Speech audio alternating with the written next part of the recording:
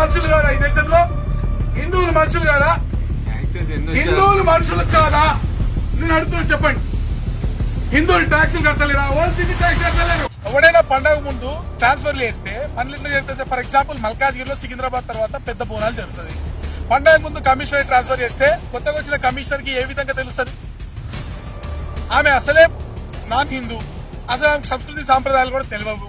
నేను పోయిన TC office పోయిన టీసీ, కొత్త టీసీ లేదు, పాత టీసీ లేరు. పాత బస్సీలో ఎక్కడైతే ట్యాక్సులు కూడా కట్టని చోటుతో కొంతమంది ఒక సెక్టర్ వాళ్ళు కరెంటు బిల్లులో కూడా పోతుంటే అక్కడ ఒక వర్గం వారు దాడి చేసి కొడుతున్నారు కదా, వాళ్ళకి కోట్లాది రూపాయల డబ్బులు వస్తాయి.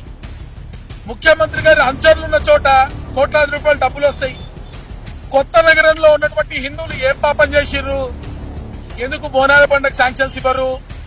ఎందుకు బతుకమ్మకు శాంక్షన్స్ ఇవ్వరు? ఎందుకు వినాయక చవితికి శాంక్షన్స్ ఇవ్వరు?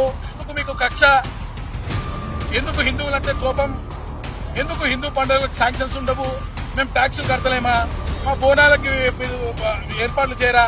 మీరు అక్కడ ఎంఐఎం వాళ్ళకి వాళ్ళ పండుగలకి కోట్లాది రూపాయల శాంక్షన్స్ ఇస్తున్నారు కదా ఓల్డ్ సిటీలో. మా పండుగలకు మీరు శాంక్షన్స్ ఇవ్వడానికి, ఈ పాట్ హోల్స్ ని పూడ్చడానికి, ఏర్పాట్లు చేయడానికి ఎందుకు మీకు చేతులు రావట్లేదు?